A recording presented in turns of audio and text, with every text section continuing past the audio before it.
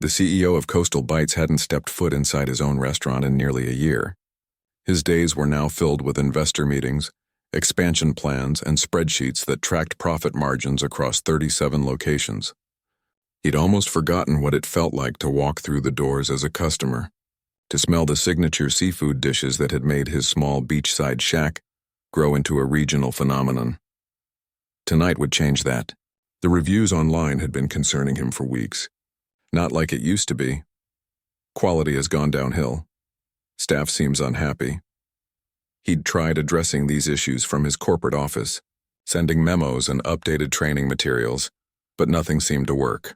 The downtown location, once the crown jewel of his business, was now barely maintaining a 3-star rating.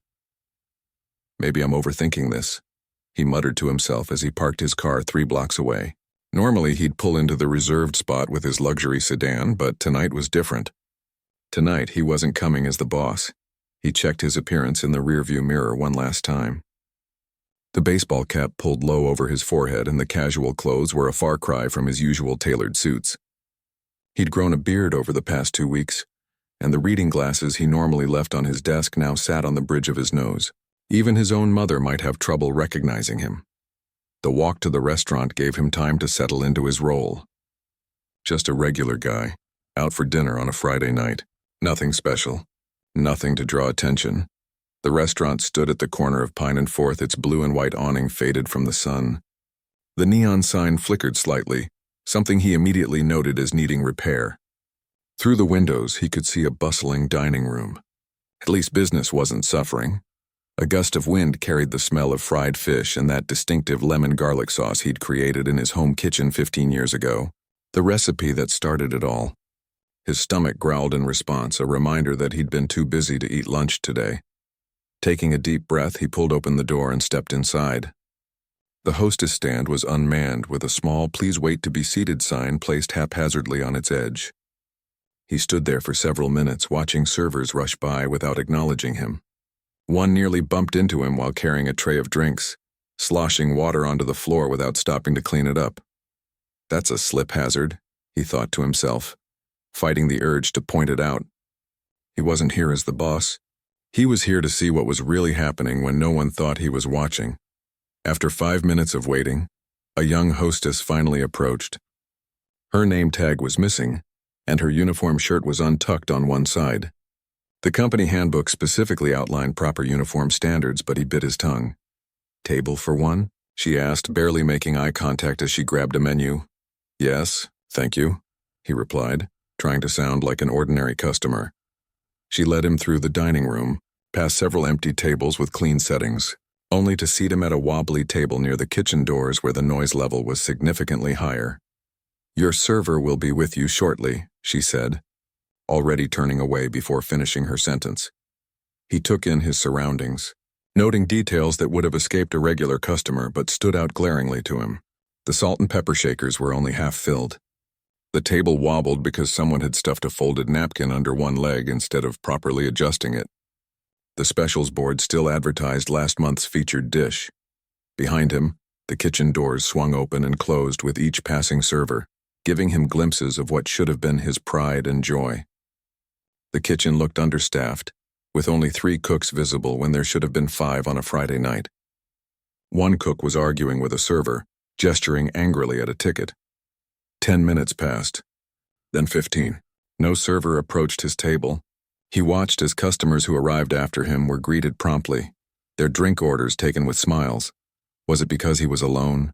Did single diners get lower priority? That wasn't how he'd trained his staff when he opened the first location. Every customer deserved the same level of service. That had been rule number 1. He caught snippets of conversation from nearby tables. Complaints about long waits for food. Someone mentioning that their fish tasted frozen, not fresh. Another table sending back undercooked chicken. Just as he was about to get up and find a manager, a harried-looking server appeared at his table. His shirt had a small stain on the front, and he didn't have the required company pin on his collar. "Sorry for the wait," he said, though his tone suggested he was anything but sorry. "What can I get you to drink?" "Just water for now," the CEO replied. "And maybe you could tell me about today's specials?" The server sighed. "We've got the same specials as always. They're on the menu. The board by the entrance still shows last month's seafood boil, he pointed out gently. Yeah, they never update that thing, the server replied with a shrug. Kitchen's backed up tonight, so anything from the grill will take extra time. I'd stick with the fried stuff if you're hungry. The CEO felt his heart sink. The restaurant's slogan was literally fresh from the grill, fast to your table. Now his own staff was steering customers away from their signature items. I'll take a few minutes to decide, he said, opening the sticky menu. Several pages were stuck together, and he noticed prices had been crossed out and rewritten by hand in several places.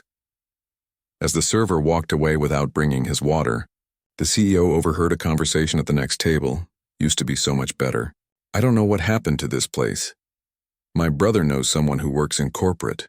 Says the owner's too busy opening new locations to care about the old ones anymore. The words stung because there was truth in them. When was the last time he'd actually cooked in one of his own kitchens? When had he last waited on a table or helped clean up after closing? Years, probably. His water finally arrived, brought by a different server who seemed equally disinterested. The glass had lipstick on one side, clearly not properly washed. He turned the glass and decided to order despite everything he'd seen so far. I'd like the grilled mahi-mahi with the lemon garlic sauce on the side, and a side of the roasted vegetables, he said, ordering his own personal favorite from the menu. The server jotted it down without comment and disappeared again. 20 minutes passed, then 30. Around him, tables that had been seated later were already receiving their meals. He flagged down his original server. Excuse me, I ordered quite a while ago. Kitchen's backed up, came the curt reply.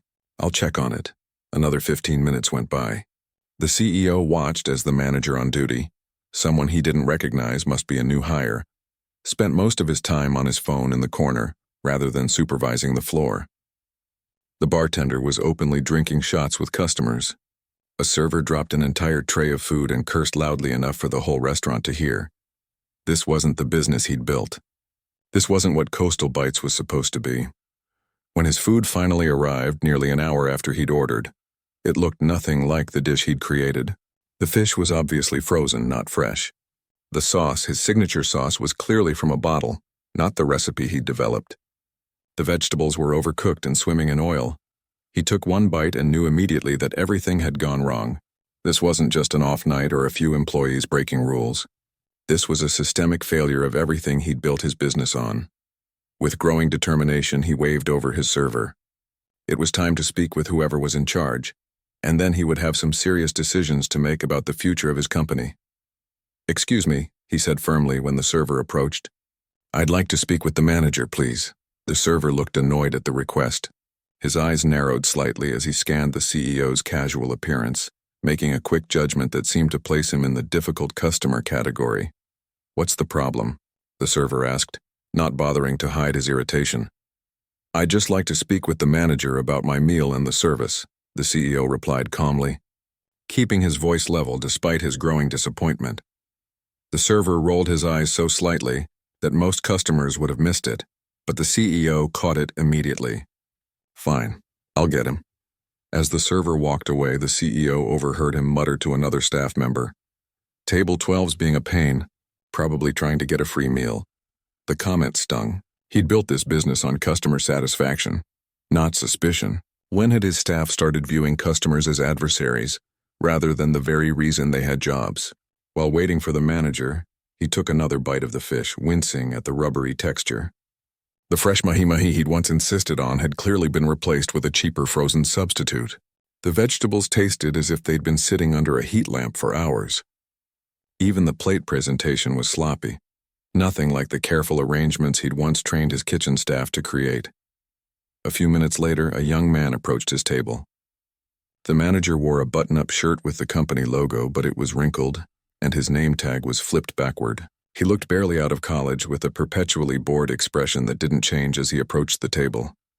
My name's Ray. I'm the floor manager tonight. Is there a problem? He didn't offer a handshake or even a smile, just stood waiting. His hands on his hips, glancing occasionally at his phone as it buzzed in his pocket. Yes, there is.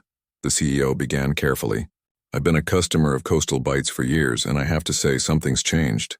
The food quality isn't what it used to be, and I waited nearly an hour for my meal. Ray barely glanced at the plate. Our kitchen's short-staffed tonight. We're doing the best we can. I understand busy nights happen, the CEO continued, but this fish isn't fresh. The sauce tastes like it came from a bottle and the service has been, he paused, searching for a diplomatic word, inconsistent at best. The manager's posture stiffened. Look, sir, we're running a restaurant here, not a five-star hotel. If you want personal attention, maybe try somewhere with higher prices. The CEO blinked in surprise. Was this really how his managers spoke to customers now? He'd written the training manual himself years ago, emphasizing that customer feedback, especially negative feedback, was a gift that helped the business improve. I'm not asking for special treatment, he clarified. I'm just sharing some observations that might help improve things. For instance, the specials board hasn't been updated, several tables are wobbly, and I noticed the kitchen seems understaffed for a Friday night. Something in the manager's expression changed, a flash of suspicion crossing his face. You seem to know a lot about how restaurants should run, he said slowly. Are you in the business yourself? The CEO hesitated. He hadn't planned on revealing himself tonight, but the direct question caught him off guard. I have some experience, yes. Uh-huh. Ray's eyes narrowed further. Let me ask you something. Do you work for Ocean House down the street? Or maybe Seafood Central? Excuse me. We've had competitors sending in people to spy on us before, taking pictures of our menu, complaining about made-up problems, trying to poach our staff. Ray crossed his arms. Corporate warned us to be on the lookout.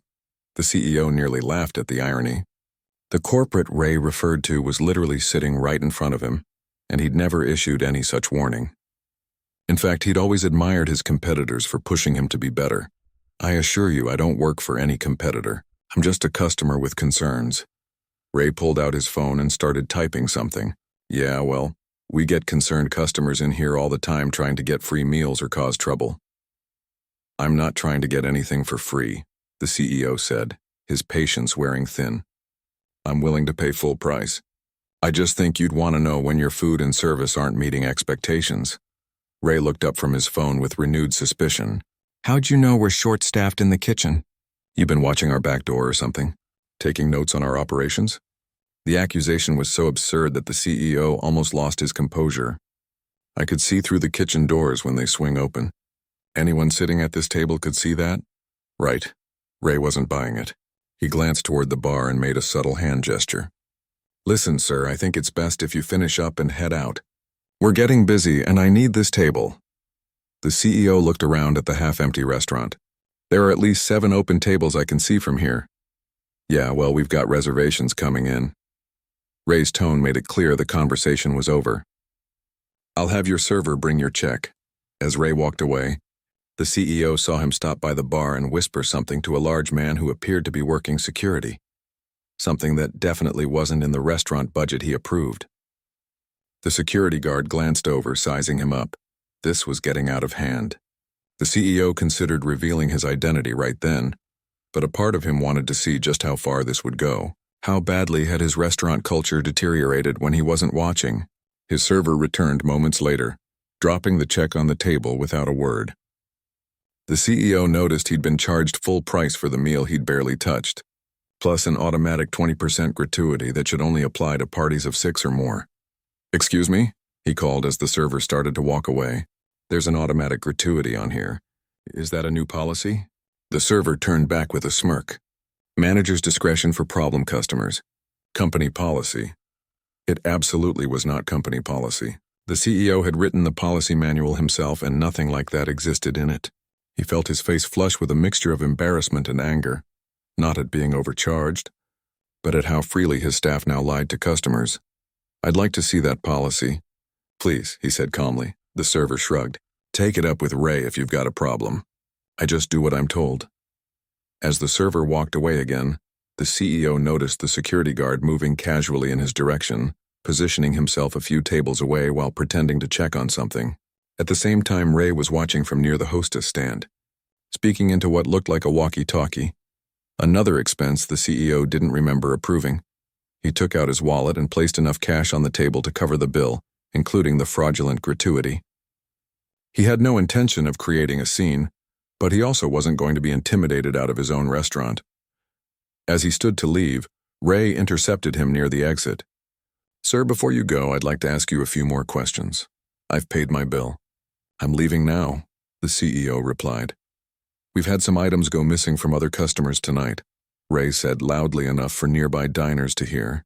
Would you mind if we check your pockets? The accusation was so outrageous that several nearby customers turned to stare. The CEO felt his face burning now, not with embarrassment but with genuine anger. That's absolutely ridiculous, he said, his voice rising despite his efforts to stay calm. I've done nothing wrong except point out legitimate issues with my meal. Then you won't mind a quick check, Ray insisted, motioning to the security guard who now stood directly behind the CEO. Other customers were openly watching now. Some looked uncomfortable, others curious. The hostess was whispering to a group of servers who had gathered to watch the confrontation. I most certainly do mind, the CEO said firmly.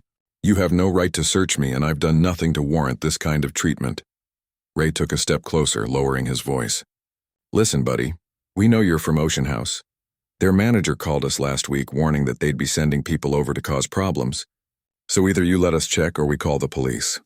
The security guard moved closer, cracking his knuckles in what seemed like a practiced intimidation tactic. The CEO looked around at his restaurant, his vision, his creation, now turned into a place where customers were accused of theft for complaining about bad food, where staff lied about policies, where managers tried to intimidate rather than serve. Something had gone terribly wrong in his absence, and it was time to find out just how deep the problems went. The CEO took a deep breath, weighing his options. He could reveal his identity right now and end this charade, but something told him to see this through. The problems at this restaurant went deeper than he'd imagined, and he needed to understand the full extent before he could fix them. I am not from any competitor, he said firmly, and I'm not going to let you search me based on a completely fabricated accusation. Ray's face hardened. Then we've got a problem. Yes, we do, the CEO agreed. But it's not the problem you think. The real problem is that this restaurant has forgotten what customer service means. The security guard moved closer, towering over him. Sir, we're going to have to ask you to leave the premises. Several customers had pulled out their phones, sensing a confrontation worth recording. The last thing the CEO wanted was a viral video of a customer being thrown out of his own restaurant, especially when that customer was him. Fine, I'll leave, he conceded. But I'd like your full name first, he said to Ray, and your employee ID number. Ray smirked. Why? So you can make up complaints to corporate? Go ahead. They never read that stuff anyway. The casual dismissal of customer feedback struck the CEO like a physical blow. He had a team of 3 people whose entire job was reviewing customer comments, categorizing issues, and ensuring managers followed up on legitimate concerns. They don't read customer complaints? He asked, genuinely curious about what his staff believed. Look, man, corporate doesn't care what happens in the restaurants as long as the money keeps coming in, Ray said with surprising candor. They sit in their fancy offices making up rules that don't work in the real world, while we're down here dealing with the actual business. The security guard nodded in agreement. Been that way since the new ownership took over. New ownership? The CEO nearly corrected him. There was no new ownership. He was still the majority shareholder, though he had brought on some investors during the last expansion phase.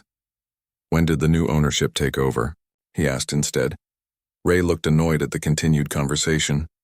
I don't have time for 20 questions. Are you leaving on your own or do we need to help you out? The security guard took another step closer, now clearly in the CEO's personal space. Around them, the restaurant had grown quieter as more customers tuned into the confrontation. Is this how you handle all customer complaints? The CEO asked, looking around at the watching customers. You accuse them of theft and threaten to throw them out? An older couple at a nearby table exchanged glances. The woman leaned toward her husband and whispered something, and he nodded in response.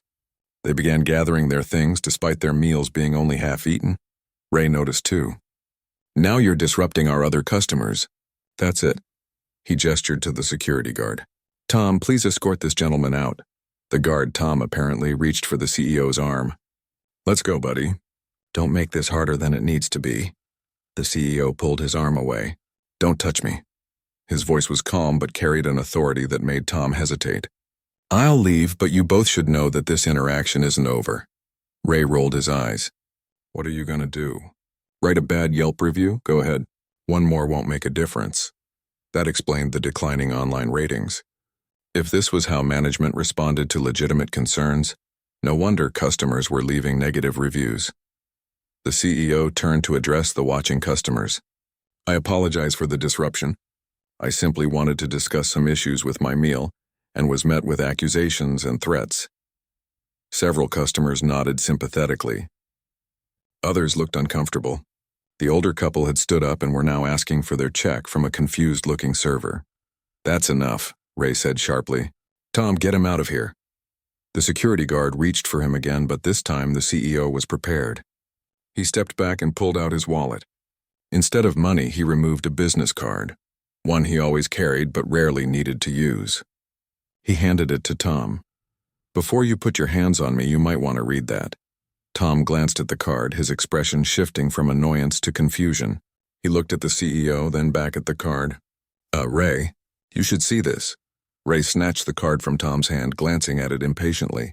Then his face went pale. The card clearly showed the CEO's name and title along with the company logo. This is some kind of joke, right? Ray stammered, looking up at the CEO with new eyes. The CEO removed his cap and glasses. No joke. I own Coastal Bites, all 37 locations. A hushed silence fell over the nearby tables. A server who had been watching dropped a stack of menus. The hostess covered her mouth with her hand. Ray seemed frozen in place, the color draining from his face. Sir, we didn't recognize me? That was the point. The CEO's voice remained calm, but there was no mistaking the authority in it now. I wanted to see how my restaurant runs when no one knows I'm watching. I have to say I'm deeply disappointed. Tom took a step back, suddenly finding the floor very interesting. Ray opened his mouth, then closed it again, searching for words. The CEO turned to the watching customers. I want to sincerely apologize for what you've witnessed tonight, and for any disappointing experiences you've had at Coastal Bites. This is not what our brand stands for, and I give you my word that things will change. He turned back to Ray. I'd like to use your office, please, and I want all management staff to meet me there in 5 minutes. Ray nodded quickly. Yes, sir. Of course. As they walked toward the back of the restaurant, the CEO noticed the older couple still trying to get their check. He stopped at their table. Please finish your meal, he said warmly. Tonight's dinner is on me, for everyone in the restaurant. He raised his voice for the last part, making sure all customers could hear. A surprised murmur ran through the dining room, followed by a smattering of applause.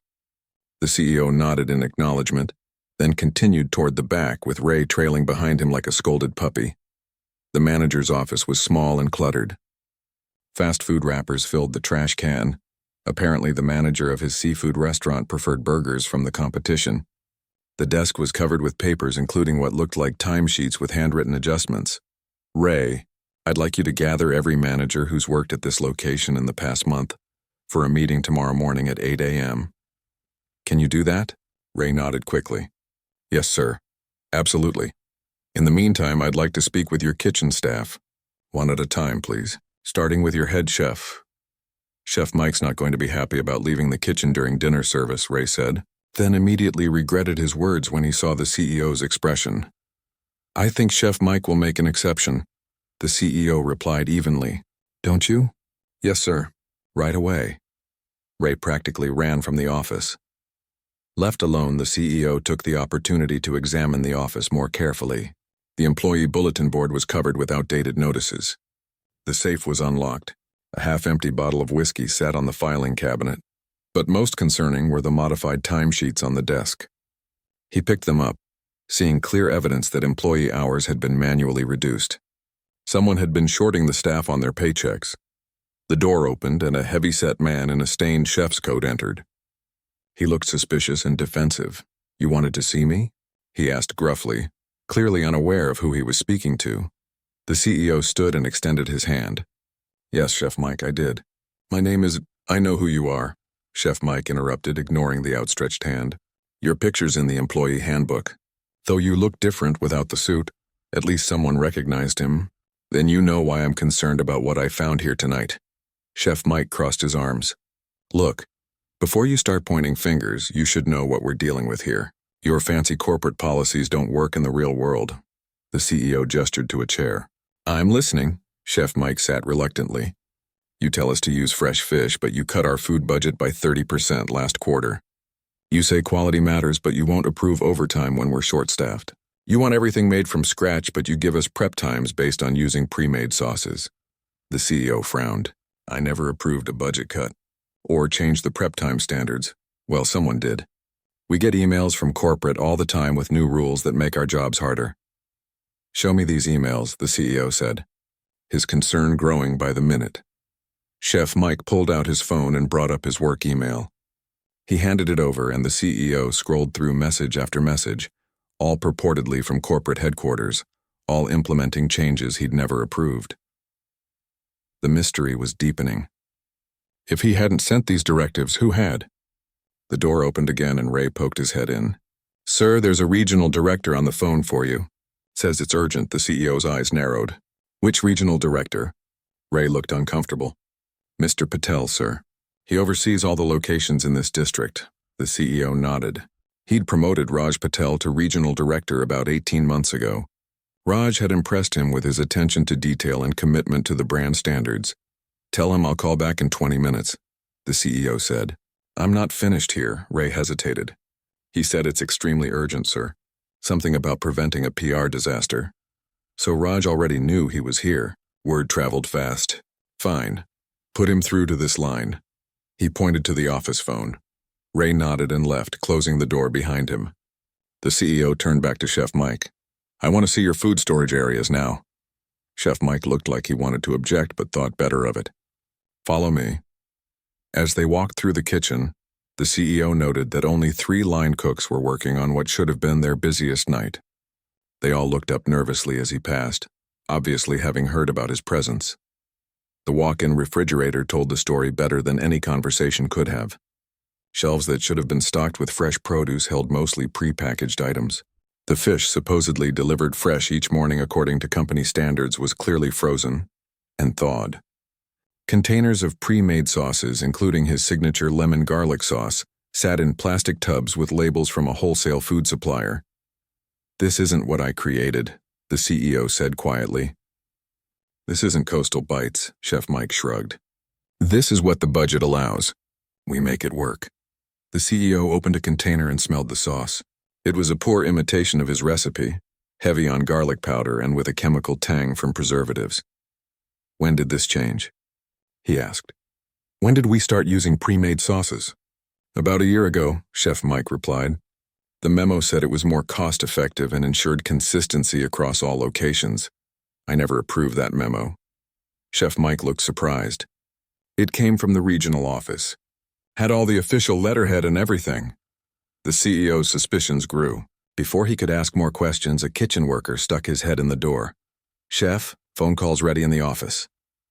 They walked back and the CEO picked up the phone in the manager's office. This is the CEO. Sir, Raj's voice came through sounding nervous. I just heard you're at the downtown location. I can explain everything. I'm looking forward to that explanation, Raj. The food quality is subpar. The service is atrocious and apparently, staff are getting directives I never approved. It's not what you think, Raj said quickly. We've been making temporary adjustments to deal with rising costs. The customers haven't noticed.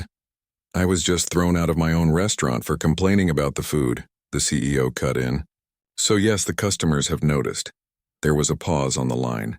Sir, if you'd just waited for the quarterly review, you would have seen that profits are up 22% across my region. Yes, we've made some adjustments, but the business is thriving. Profits are up because you're cutting corners on everything that made this business special in the first place.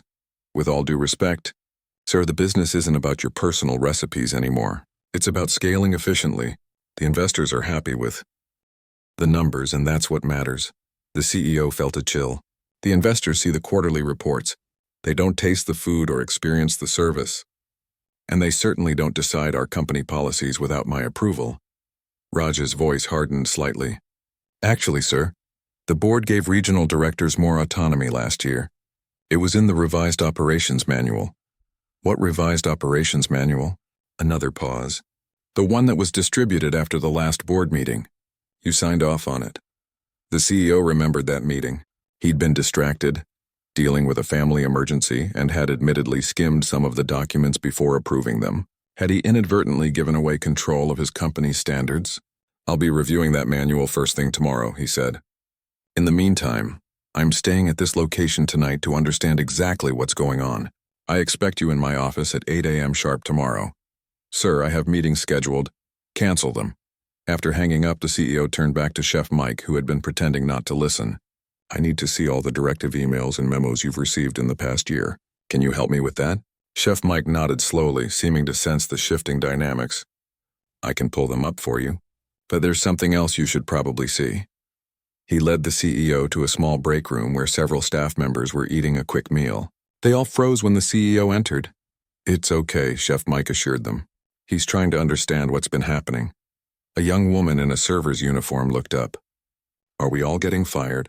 "No one's getting fired," the CEO said immediately. "I just want to know the truth about what's been going on here." The server glanced nervously at her colleagues, then reached into her bag and pulled out a notebook. "I've been keeping track of all the changes, the reduced portions, the cheaper ingredients, the cut hours. When customers complain, we're supposed to blame it on supply chain issues." The CEO took the notebook, flipping through pages of detailed notes, dates, directives, and even conversations with management. This server had essentially been documenting the deliberate dismantling of his company's standards. "What's your name?" he asked. "Lynn," she replied. "I've worked here for 3 years. Why did you keep these records, Lynn?" She straightened her shoulders. "Because this used to be a good place to work. The food was something we could be proud of.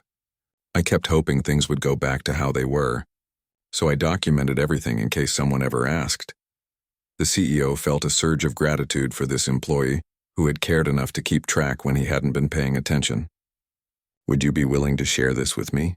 It might help fix things," Lynn nodded. "That's why I kept it." For the next 2 hours, the CEO sat in the break room, talking with staff members as they came and went. He heard consistent stories: reduced hours, cheaper ingredients, increased pressure to turn tables faster, and management that cared only about cutting costs and boosting short-term profits. Some employees were angry, others resigned. A few were on the verge of quitting, but most, like Lynn, still remembered what the restaurant had once been and hoped it could return to those standards. By closing time, the CEO had filled a notebook of his own with observations and staff comments. The restaurant had emptied of customers, and the cleaning crew, half the size it should have been, was rushing through their duties. Ray approached cautiously.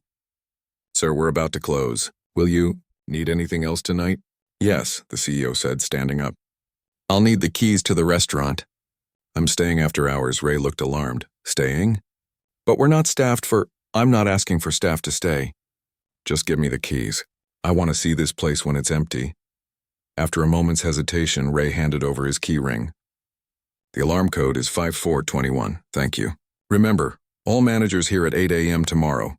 The staff filed out, many casting curious glances back at their boss.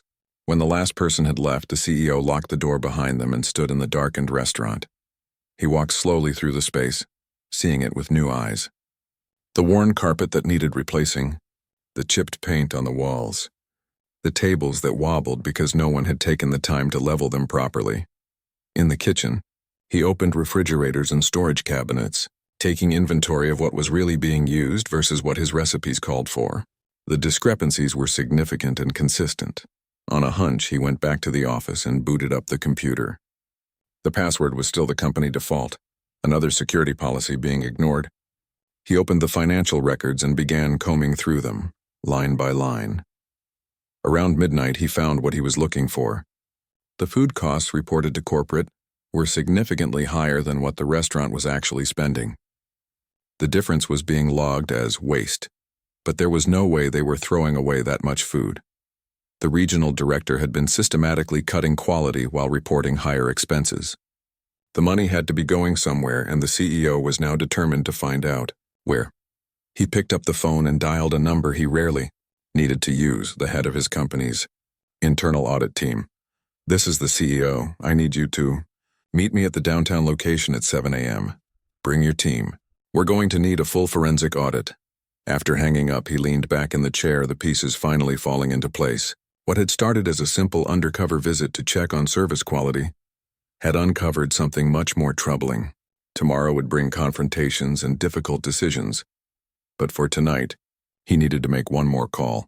He dialed the company's head of IT. "I need access to all emails sent from the regional director's office for the past year, and I need it before 8 a.m. tomorrow." As he hung up the phone, he noticed a framed photo on the wall, the grand opening of this very restaurant 5 years earlier. There he was, smiling proudly beside his original team, many of whom were no longer with the company. He took the photo off the wall and studied it. In the background, barely visible, was Raj Patel, looking considerably less happy than everyone else.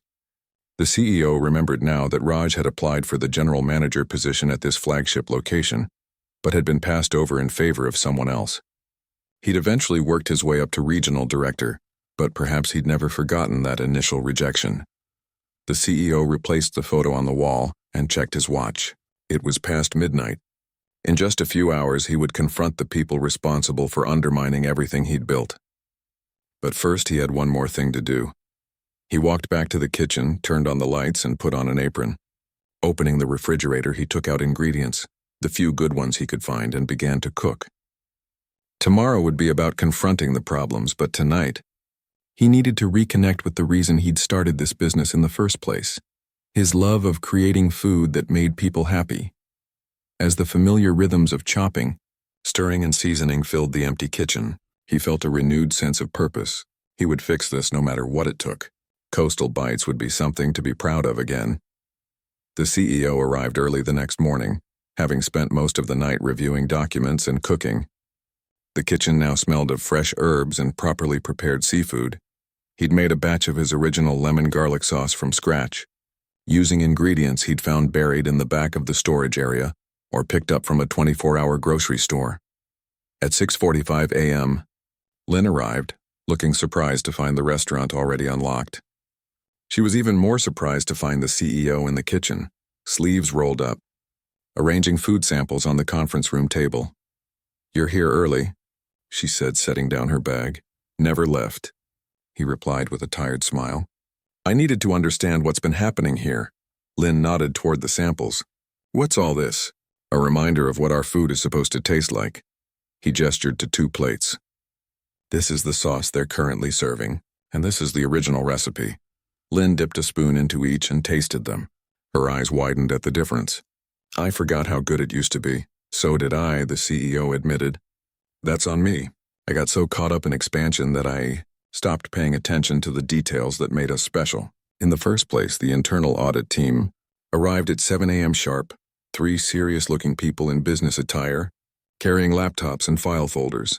The CEO briefed them quickly, then sent them to different parts of the restaurant to begin their work. Staff members began arriving for the morning shift, looking nervous when they saw the unusual activity. The CEO greeted each one personally, thanking them for coming and assuring them that the changes happening were positive ones.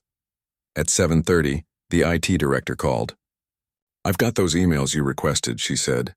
"You're going to want to see these right away. Can you send them to my phone?" "Already done."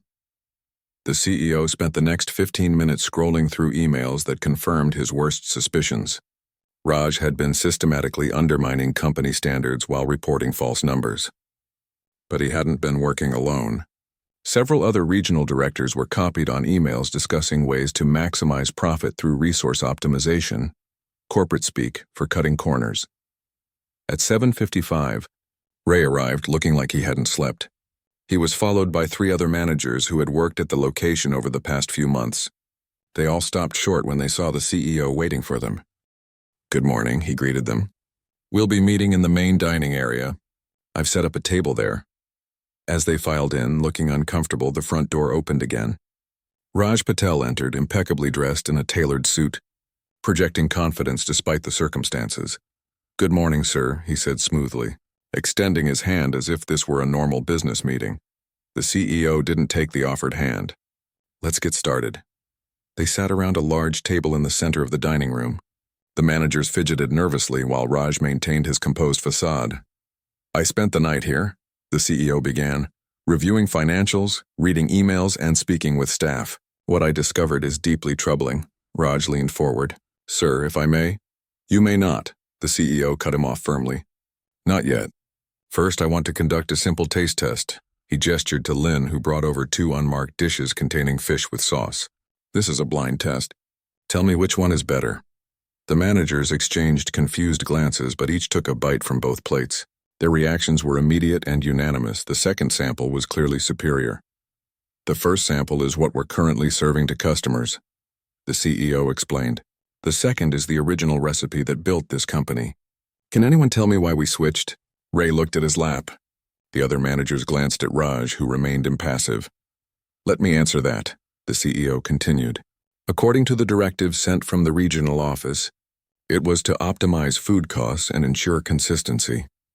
But according to the financial reports I reviewed last night, we're still paying for premium ingredients. So where is that money going?" Raj cleared his throat.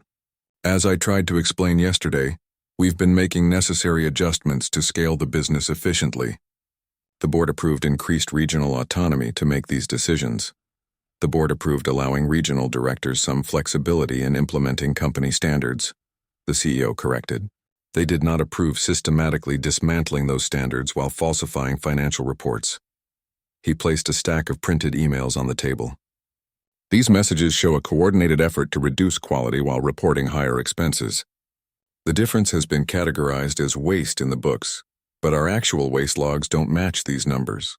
So I'll ask again, where is the money going?" The room fell silent. Ray stared at the table. One of the other managers looked like she might cry. Raj maintained his composure. "These allegations are extreme. The board will be concerned about such accusations being made without proper investigation. The investigation began last night and is continuing as we speak," the CEO replied, gesturing to the audit team now working their way through the restaurant. "And I've already spoken with 3 board members this morning. They're as concerned as I am." For the first time, Raj's confident expression faltered. "The changes we implemented were for the good of the company. Profits are up significantly. Short-term profits at the expense of our reputation, our staff morale, and our customer loyalty," the CEO countered. "That's not a sustainable business model, and it's not what Coastal Bites stands for." He turned to the other managers. "I understand that you were following directives from your superior, but each of you had a responsibility to question orders that clearly violated our company standards. Why didn't any of you come forward?" After a moment of uncomfortable silence, the youngest manager spoke up. "We tried, sir. I sent an email to corporate about my concerns 6 months ago. I never got a response," the CEO frowned. "Who did you contact?" "I used the general feedback email from the employee handbook. I thought it went to headquarters." The CEO turned to Raj with raised eyebrows. Raj shifted in his seat. "Regional directors monitor that inbox. It's more efficient that way." "So complaints about regional directors went directly to the regional directors," the CEO said flatly. "How convenient." He stood up and walked around the table, looking each person in the eye. "Here's what happens now. The audit team will complete their investigation today. Anyone found to have deliberately falsified reports or misappropriated funds will be terminated and may face legal consequences." Raj started to protest, but the CEO continued. "This location will close for 3 days for retraining and restocking with proper ingredients. When we reopen, it will be with the original recipes and standards that made us successful in the first place." He turned to Ray. "As for yesterday's incident attempting to throw a customer out for giving feedback, that's not how we treat people ever." Ray nodded miserably. "Yes, sir. I understand. Do you?" the CEO challenged. "Because what happened yesterday isn't just about one bad customer experience. It's about a culture that's forgotten what matters. We're not just selling food. We're creating experiences. Every person who walks through that door deserves our best effort." He looked around the table. "Some of you may not be with the company after today's audit. For those who remain, understand this. We're going back to basics. Quality ingredients, proper training, fair treatment of staff and customers." Raj finally broke his professional demeanor. "Sir, be reasonable. The margins on the original recipes are too thin for a chain our size. The investors chose to put their money into my vision, not yours," the CEO interrupted. "If any of them disagree with returning to the standards that built this company, they're welcome to sell their shares." The front door chimed as it opened, and the head of the audit team entered with a serious expression. "Sir, we need to speak with you. We found something in the regional expenditure records. The CEO nodded. We'll continue this discussion after I've spoken with the audit team. As he walked away, he heard Raj's voice behind him, suddenly less confident. Sir, I can explain everything. It's not what it looks like. 3 hours later, the CEO stood in the kitchen, watching as staff members emptied refrigerators of substandard ingredients. The audit had confirmed his suspicions. Raj and 2 other regional directors had been diverting funds through a network of shell companies that supposedly provided consulting services to the restaurants in their regions. Raj was gone now, escorted out by company security. The police had been notified, and the company's legal team was already preparing for the fallout. 2 of the shift managers had been terminated as well, having been implicated in the scheme. Lynn approached, clipboard in hand. The new inventory will be delivered this afternoon. We should be fully stocked with the proper ingredients by tomorrow. Thank you, Lynn, the CEO said, genuinely grateful for her help. I've been thinking about your detailed notes. That kind of attention to detail and commitment to quality is exactly what we need more of in this company. She looked up from her clipboard. Just doing my job. Actually, you were doing more than your job. You were protecting this company's standards when no one else was. He paused. How would you feel about a promotion? We need a new manager for this location. Lynn's eyes widened. Me? But I'm just a server. You're the person who cared enough to document everything that was going wrong, hoping someone would eventually notice and fix it. He corrected her. That's exactly the kind of leadership we need. While Lynn considered the offer, the CEO's phone rang. It was his executive assistant reminding him of a board meeting scheduled for that afternoon. I need to reschedule, he told her. I'll be staying here for the rest of the week. We're going back to basics. After hanging up, he turned back to Lynn. Think about the offer. In the meantime, I need your help with something else. I want to hold a staff meeting. All shifts. Everyone who works here. Can you help coordinate that? Lynn nodded, already making notes on her clipboard. We can use the text message system to reach everyone. When do you want to hold it? Tonight after closing. I'll cook dinner for everyone myself. Over the next few hours, the CEO worked alongside the staff, cleaning, organizing, and preparing for the meeting. He hadn't been this hands-on in years, and he'd forgotten how much he enjoyed the actual work of running a restaurant. When evening came, all 47 staff members had crammed into the dining room, curious about what was happening. Many looked nervous, expecting bad news after the day's events. The CEO stood before them, looking more like a chef than a corporate executive in his rolled-up sleeves and apron. Thank you all for coming. I know there have been a lot of changes today and probably a lot of rumors too. I wanted to talk to you directly about what's happening and what comes next. He explained the situation as transparently as he could. The corner cutting, the financial improprieties, the plans for moving forward. As he spoke, he could see the tension in the room gradually easing. Starting tomorrow, we're going back to what made this place special in the first place, he continued. Real ingredients, proper portions, fair treatment of staff and customers. It won't always be easy, but it will be worth it. A young line cook raised his hand. Will we still have to rush through prep like we've been doing? The quality suffers when we don't have enough time. No, the CEO assured him. We'll be adjusting schedules to ensure proper preparation time. Quality comes first, a server spoke up next. What about the policy that we can't comp meals for unhappy customers without manager approval? Sometimes people wait half an hour just to get something fixed. That policy ends today, the CEO said firmly. You are empowered to make things right for customers on the spot. Use your judgment and we'll trust you to do what's best. As the questions continued, the CEO realized how many unnecessary barriers had been placed between his staff and their ability to do good work. Each policy change he announced was met with visible relief. Finally, he held up a hand. Before we eat the dinner I've prepared, I want to say one more thing. The most important thing I learned from my experience yesterday wasn't about food quality or financial reports. It was about connection. He looked around the room at the faces of his employees. I lost touch with the heart of this business. The daily work that all of you do to make our customers happy. That's not going to happen again. He reached into a bag beside him and pulled out a familiar blue and white chef's jacket, the kind he'd worn when he first started the business. Starting next month, I'll be spending 1 week in each of our locations, working alongside the staff. Not as the boss, but as a team member, cooking, serving, listening, and learning. The announcement was met with surprise, then applause.